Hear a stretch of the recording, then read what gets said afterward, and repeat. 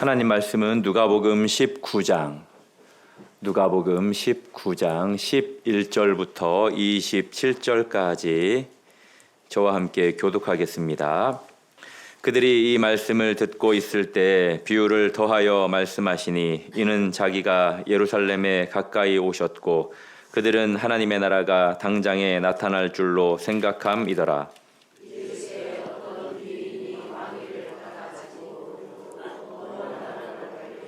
그 종 열을 불러 은화 열 문화를 주며 이르되 내가 돌아올 때까지 장사하라 하니라.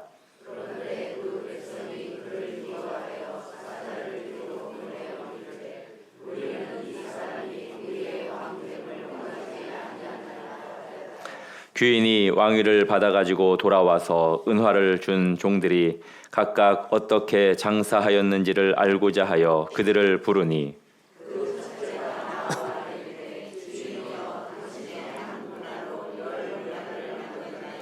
주인이 이르되 잘하였다 착한 종이여 내가 지극히 작은 것에 충성하였으니 열 고을 권세를 차지하라 하고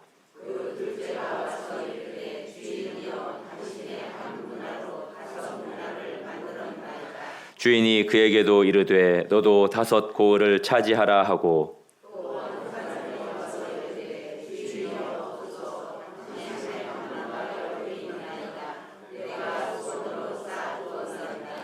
이는 당신이 엄한 사람인 것을 내가 무서워함이라. 당신은 두지 않은 것을 취하고 심지 않은 것을 거두나이다.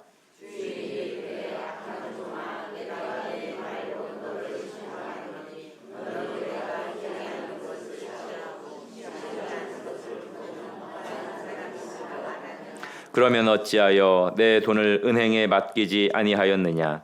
그리하였으면 내가 와서 그 이자와 함께 그 돈을 찾았으리라 하고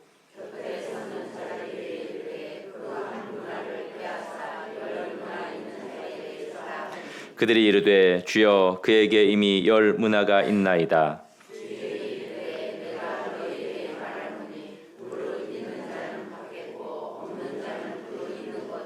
함께요. 그리고 내가 왕됨을 원하지 아니하던 저 원수들을 이리로 끌어다가 내 앞에서 죽이라 하였느니라. 아멘. 우리가 지난 주일날 삭개오 이야기를 통해서 상당히 우리가 마음이 따뜻하고 또 주님께서 주시는 그 은혜가 있었을 거라고 생각이 듭니다. 그런데 오늘 이야기는 지난 주일과는 사뭇 다른 그러한 온도차를 우리가 느낄 수 있습니다. 예수님께서는 갑자기 따뜻했던 그 삭개오 이야기를 뒤로 하고 상당히 긴장감이 있는 그러한 말씀을 우리에게 주시는데요. 왜 그러냐면 우리가 이 세상을 살아갈 때 이미와 아직의 시간을 살아가고 있잖아요. 예수님께서 다시 오실 그날을 이제 아직 임하지 않은 그날을 위해서 우리가 어떻게 살아야 하는지를 가르쳐 주는 내용이기 때문에 지난주와는 사뭇 다릅니다. 이 말씀이 1월 이제 셋째 주일을 살아내는 우리 성도님들에게 좀 도전이 되는 말씀이 되었으면 좋겠다라는 생각이 듭니다. 우리 11절 말씀 볼까요? 11절 중반절 이하를 보면은 이렇게 기록이 되어 있죠. 이는 자기가 예루살렘에 가까이 오셨고 그들은 하나님의 나라가 당장에 나타날 줄로 생각함이더라. 유대인들은 메시아, 이제 예수님께서 예루살렘에 입성하시면 완전히 바뀔 거라고 생각을 했습니다.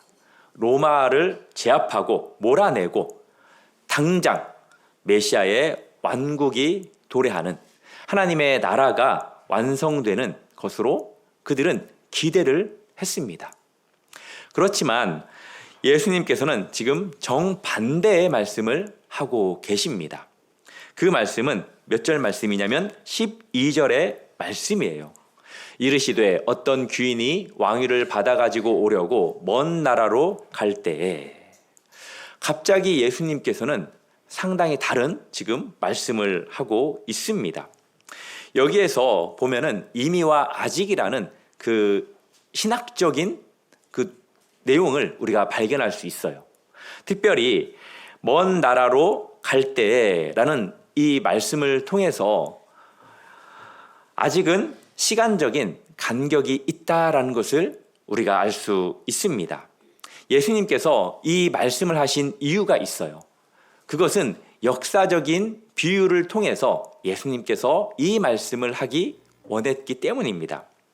어떤 내용이냐면 헤롯 대왕이 유대를 다스리고 있었습니다.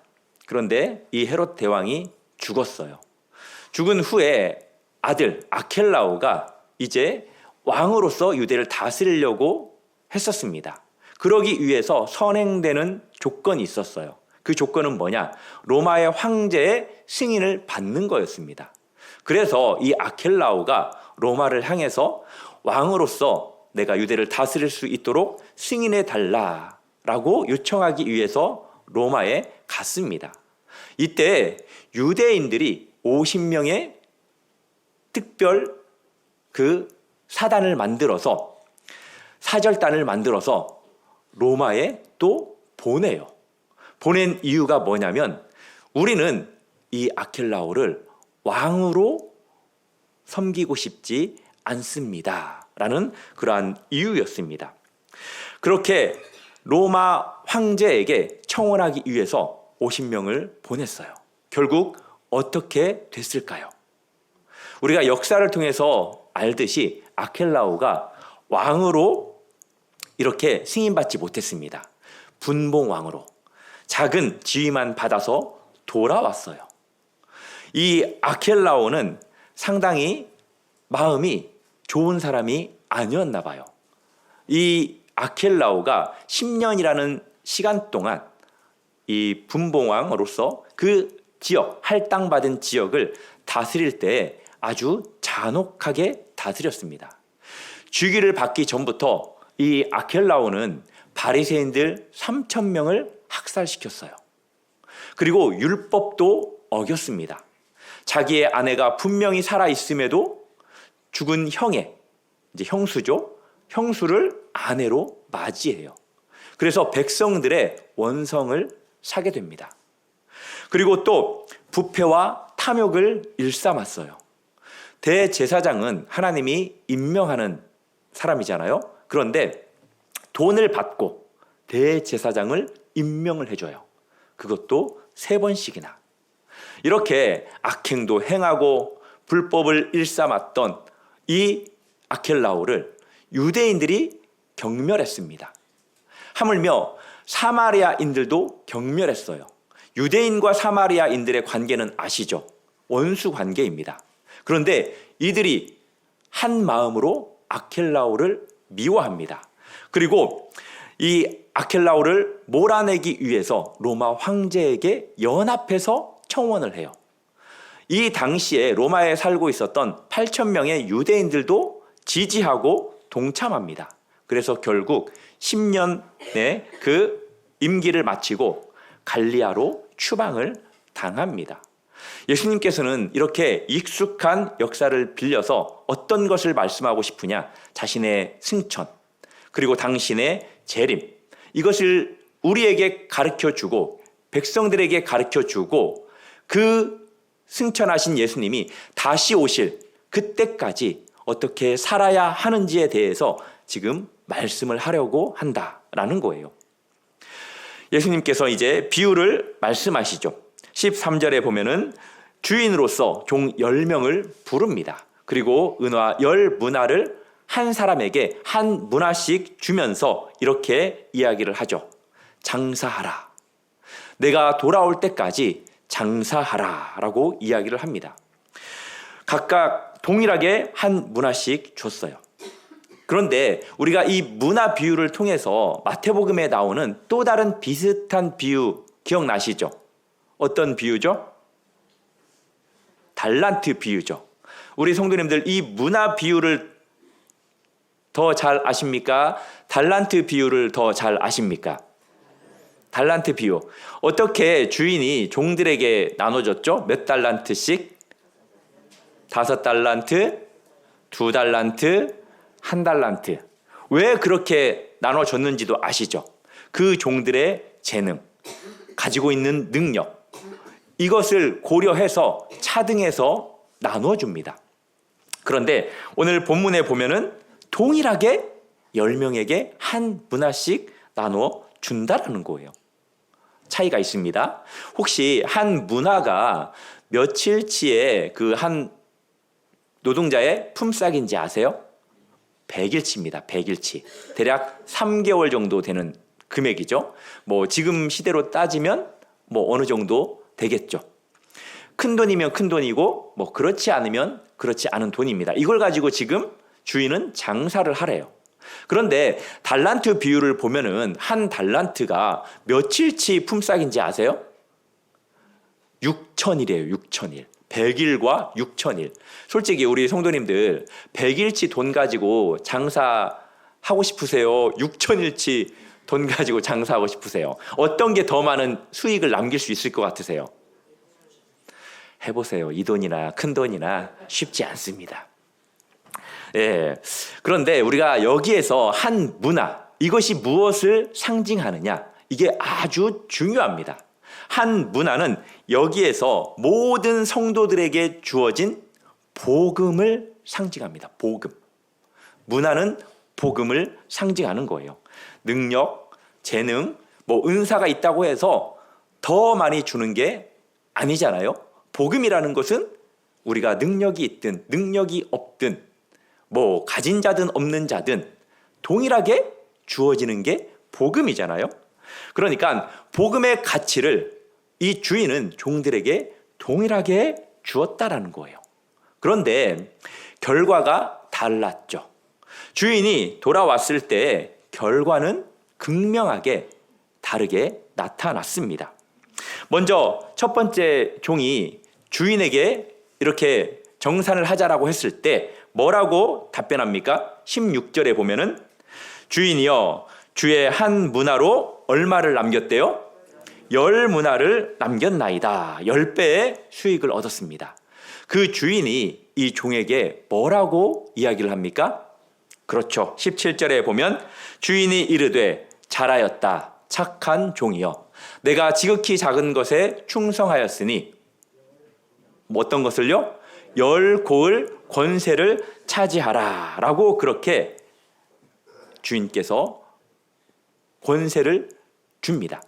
달란트 같은 경우에는 어떤 칭찬이 있냐면 주인의 즐거움에 참여하라 라고 해요. 이것은 관계적 보상이거든요. 그런데 오늘 이 문화 비유는 고을, 이제 권세를 차지하라 라는 통치권의 보상을 하는 것을 우리가 보게 됩니다. 이 첫 번째 종은 주인을 신뢰했어요. 아주 많이 신뢰했습니다. 그래서 주인이 갔다가 돌아올 것을 믿어 의심치 않았어요. 그리고 돌아오면 공정하게 평가할 것을 믿고 있었습니다. 그래서 이 종은 과감하게 투자를 한 거예요. 두 번째 종도 마찬가지입니다. 이렇게 고백하죠. 주인이여 주의 한 문화로 5문화를 만들었나이다. 5고을을 차지하라 라고 그렇게 이야기를 하시죠. 첫 번째 종보다 작지만 여전히 훌륭합니다. 주인은 전혀 첫 번째에 비교하지 않아요. 충분히 비난하지도 않고 합당한 보상을 주십니다. 그런데 세 번째 종이 문제예요. 오늘 우리가 많이 살펴볼 인물은 바로 이 세 번째 종입니다. 세 번째 종이 20절에서 이렇게 고백을 하죠. 주인이여 보소서 주의 한 문화가 여기 있나이다. 내가 수건으로 싸 두었나이다. 성도 여러분, 이 세 번째 종의 이 고백에 마음이 시원하십니까? 답답하십니까? 답답하죠. 우리 성도님들이 주인이라고 하면 이런 종이 있으면 어떤 기분이 들겠습니까? 예, 미치고 환치죠. 예. 그런데 참 이 세 번째 종하고 우리하고 많이 다른 것 같죠. 그런데 말씀을 들어보십시오. 그리고 우리 삶을 살아온 걸 생각해 보십시오. 어쩌면 그렇게 크게 다르지 않아요. 우리가 이 종의 고백을 답답해하는 것처럼 어쩌면 하나님께서도 우리의 모습을 보시면서 그렇게 생각할 수도 있지 않을까라는 생각이 들었습니다. 이 세 번째 종은 수건으로 그 문화를 쌓아 두었습니다. 아무것도 하지 않았어요. 투자도 하지 않았고요. 장사도 하지 않았습니다. 그냥 숨겨두고 보관만 했습니다. 그 이유가 참 아이러니해요. 이유가 21절에 있는데요. 이는 당신이 엄한 사람인 것을 내가 무서워함이라. 당신은 두지 않은 것을 취하고 심지 않은 것을 거두나이다. 무서운 사람으로 생각했다면 우리 성도님들, 누가 우리를 이렇게 종 부리듯 좀 이렇게 부린다면 우리 성도님들은 그 사람이 무서워요. 그러면 어떻게 하겠어요? 당연히 열심히 하겠죠. 혼나지 않으려고. 그렇지 않겠습니까? 눈치 보고 아마 열심히 할 겁니다. 그런데 이 세 번째 종은 상당히 반대의 행동을 하는 것을 보게 돼요. 정말 아이러니하지 않습니까? 문제는 뭐냐면 이 종은 주인에 대해서 상당히 오해를 하고 있어요. 우리 성도님들은 하나님에 대해서 오해하는 게 없으실까요? 아니면 조금 오해하는 게 있으실까요? 이 종은 이 주인에 대해서 오해를 했습니다. 실제적으로 주인은 어떤 분입니까? 첫 번째 종, 두 번째 종을 칭찬했어요. 그리고 10고을, 5고을 다스릴 수 있는 권세도 주었습니다. 보상해 주시는 주인이에요. 그런데 이 세 번째 종은 주인에 대해서 엄한 사람, 두려운 사람, 두지 않는 것에서 취하고 심지 않은 것에서 찾는 그러한 두려운 주인으로 오해를 했다라는 거예요. 그 결과 주인이 이 세 번째 종에게 뭐라고 합니까? 주인이 이르되 악한 종아, 내가 내 말로 너를 심판하겠다라고 그렇게 말씀합니다. 똑같이 한 문화씩을 받았어요. 그런데 차이가 나타났습니다. 운명이 갈렸어요. 그 이유가 뭡니까? 태도 때문이에요. 태도. 어떤 태도를 갖느냐. 특별히 주인에 대한 태도가 운명을, 차이를 가르고 만들어내게 되었다라는 것입니다. 본문을 읽어보면 상당히 놀라운 사실 하나를 발견해요. 주인이 10배 남긴 종에게 10고을을 다스릴 권세를 줬고 5배 남긴 종에게 5고을을 차지하라고 말씀했습니다. 아까 이야기했죠. 한 문화는 100일치 품삯이에요. 그냥 아주 간단하게 이야기하면 그냥 1,000만 원 정도 됩니다. 주인에게 있어서 이 1,000만 원은 큰 돈일까요? 작은 돈일까요? 네, 그냥 우리가 본문을 통해서 확인할 수 있는데 작은 돈이에요. 작은 돈. 그러니까 10명의 종들에게 1,000만 원씩 그냥 주면서 내가 돌아올 때까지 장사해라 라고 그렇게 이야기를 한 거죠. 그런데 이 가치와 비교해 보면 지금 10고을, 5고을은 상당히 큰 거 아닙니까? 그냥 한 사람 다스려라가 아니에요. 10고을 다스리라는 거예요. 쉽게 말하면 여기 방화동 너무 큰가요? 이건 동이니까 저희 고향 남봉리, 동네 이름도 참 웃기죠? 남봉리 대략 뭐 70가구 정도 살았던 것 같아요. 우리는 동네 딱 하나였습니다. 다른 동네는 뭐 오살리 1, 오살리 2, 오살리 3 뭐 이렇게 4까지 있었거든요. 근데 우리는 남봉리 끝이에요. 네, 이런 마을 10개를 5개를 다스리라는 것은 이 종들의 충성에 비하면, 남긴 이익에 비하면 아주 큰 보상이라는 거예요. 그러니까 주인이 어떤 것에 관심이 있었냐, 얼마를 남겼느냐, 이것은 주인에게 전혀 문제가 되지 않았어요. 관심이 별로 없었습니다. 주인의 종에 대한 관심은 무엇이었냐? 바로 얼마나 신실했느냐라는 거예요. 주인은 돈, 이윤 이것이 중요하지 않고 자신에 대한, 주인에 대한 종의 신실한 태도, 이것을 가장 중요하게 여겼다라는 거예요. 솔직히 이건 하나님도 같다라고 생각합니다. 하나님께서 우리에게 얼마를 남겼느냐, 이걸 요구한다면 우리가 하나님 앞에 자신 있게 하나님, 내가 이만큼 남겼으니까 이만큼 주세요라고 말할 수 있는 사람이 누가 있겠어요? 하나님은 우리의 이유는 그렇게 관심이 없어요. 왜냐? 그 이윤마저도 우리의 능력으로 만들어낼 수 있는 게 아니잖아요. 씨를 뿌리고 심고 물을 주는 사람이 우리지만, 나게 하시고 그 다음에 꽃이 피게 하시고 열매를 맺게 하시는 분은 하나님이잖아요. 그러니까 하나님께서 우리에게 원하는 것은 하나님을 향한 신실한 태도라는 사실을 우리 성도님들 기억하시기를 바랍니다. 세 번째 종은 이야기를 해요. 당신은 엄한 사람입니다. 두지 않은 것을 취하고 심지 않는 것을 찾는 사람입니다 라는 거예요. 이것은 이 사람이 주인에 대한 오해죠. 우리도 이 세 번째 종처럼 하나님을 오해하고 있는 건 아닌가 생각해 봤으면 좋겠어요. 어떤 오해냐? 하나님은 나에게 주시는 분이시기도 하지만 내 것을 빼앗아 가는 분이라는 생각. 하나님 앞에 내가 드릴 때 그것이 손해가 된다는 생각. 그리고 내가 하나님 앞에 헌신하면 내 것이 줄어든다는 생각. 그렇게 하나님은 내 것을 좀 빼앗아 가는 것 아닌가라는 그 오해를 하지 않느냐라는 거예요.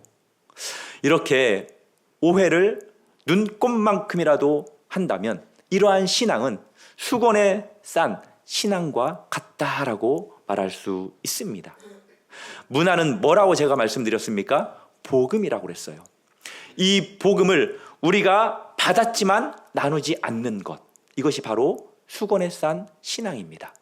구원을 받았지만 전도하지 않는 삶, 은사를 받았지만 은사를 사용하지 않는 삶, 하나님께서 물질을 주셨지만 헌신하지 않는 삶, 하나님을 위해서 우리에게 주신 그 재능들, 그것들을 사용하지 않는 것, 이것들이 모두 수건에 쌓는 그러한 신앙과 같다라는 거예요.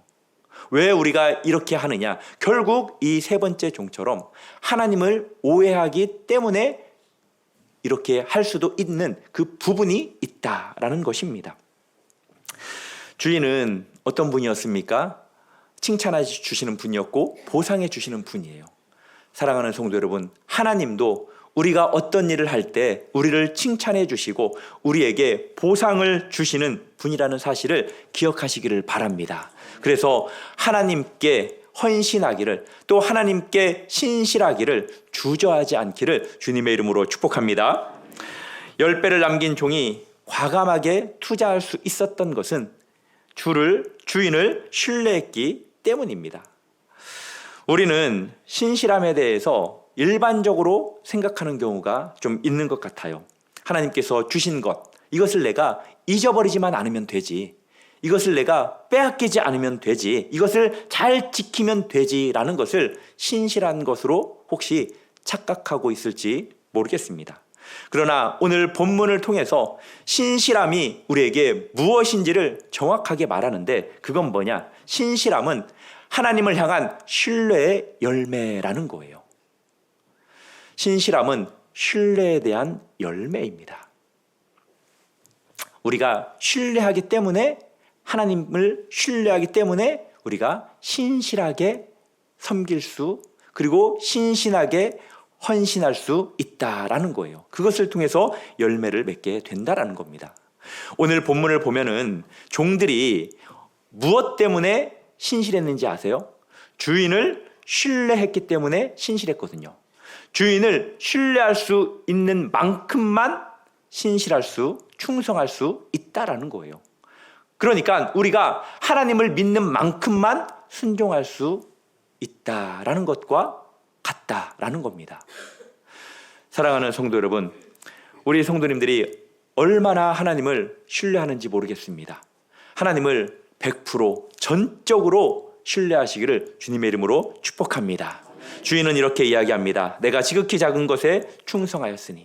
주님의 관점에서 1문화는 아주 작은 것이었어요.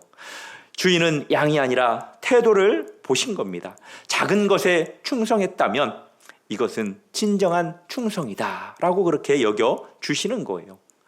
이 주인이 어떻게 보상을 했습니까? 돈으로 보상하지 않았다고 말씀드렸죠. 10고을 권세를 차지하라. 5고을을 차지하라. 다스리는 권세, 통치의 권세로 보상을 해 주셨습니다. 예수님께서 이렇게 통치의 권세에 대한 보상을 해 주실 것을 누가복음 22장 28절 29절에서도 제자들에게 말씀하셨거든요. 같이 한번 읽어보겠습니다. 시작. 너희는 나의 모든 시험 중에 나와 함께한 자들인즉 내 아버지께서 나라를 내게 나도 너희에게 맡겨. 아멘. 예수님께서 제자들에게 무엇을 맡기겠다라고 말씀하십니까? 나중에 나라를 맡기겠다라고 말씀을 하십니다.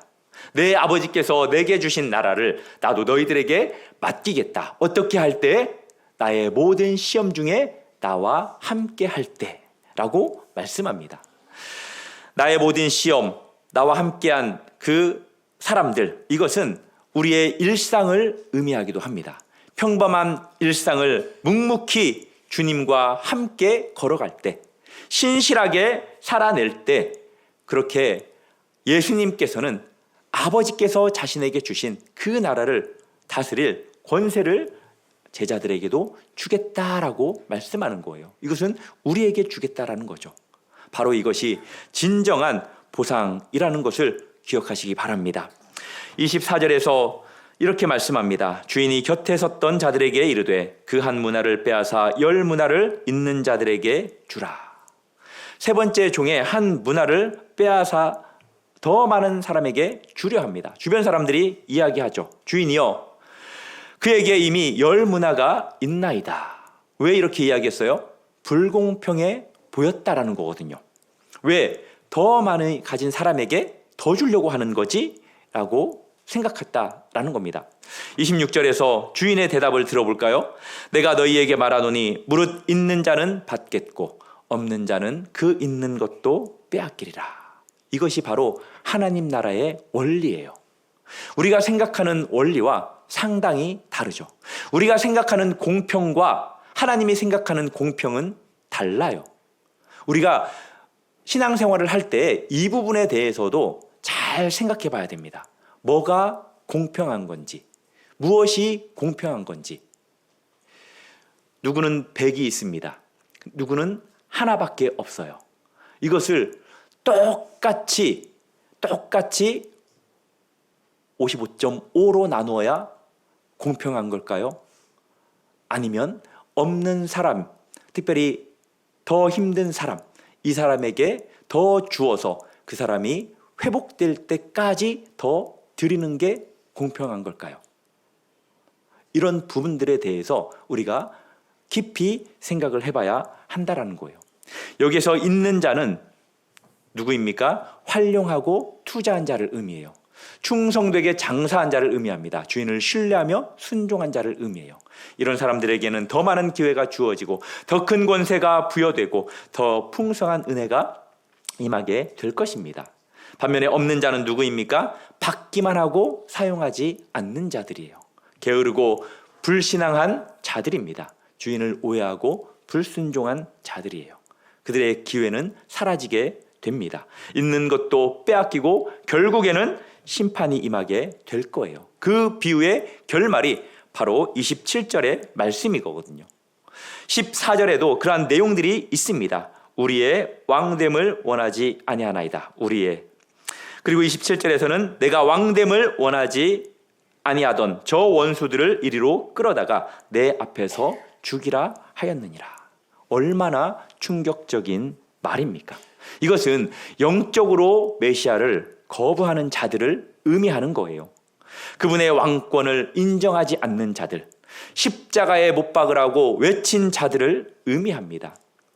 11절을 다시 보실까요? 그들은 하나님의 나라가 당장이 나타날 줄로 생각함이러라. 하나님의 나라를 기다렸어요. 메시아를 기다렸습니다. 그런데 정작 메시아가 왔을 때 예수님께서 메시아라고 하셨을 때 그들은 뭐라고 외칩니까?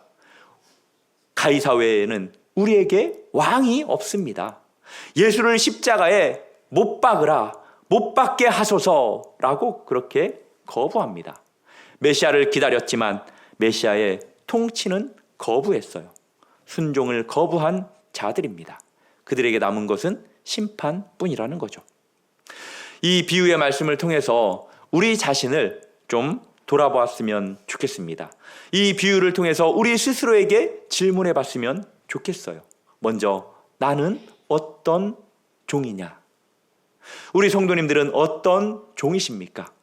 지금까지 살아오면서 10문화를 남겼던 종과 같습니까? 아니면 5문화를 남긴 종과 같습니까? 아니면 수건에 싼 3번째 종과 같습니까? 그리고 어떤 백성인지도 한번 생각해 봤으면 좋겠습니다. 왕을 신뢰하고 충성하는 백성이십니까? 아니면 왕을 거부하는 백성이십니까? 주인은 종들에게 말했어요. 돌아올 때까지 장사하라. 이것은 단순히 유예기간을 말하는 게 아닙니다. 공백기가 아니에요. 이 돌아올 때까지라는 이 말은 우리의 선택의 시간입니다. 그리고 우리에게는 사명의 시간이에요. 이 기간은 은혜의 때이자 또 우리에게는 책임의 때라는 것입니다. 예수님은 승천하셨습니다. 그러나 떠나신 것이 아니죠. 왕위를 받으러 가신 것입니다. 그리고 왕위를 받으시고 다시 오실 거예요. 다시 재림하실 것입니다.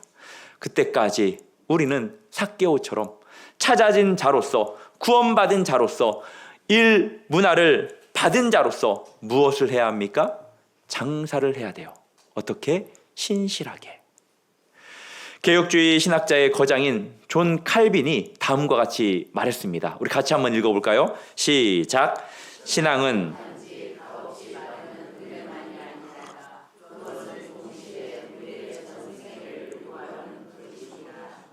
동의하십니까?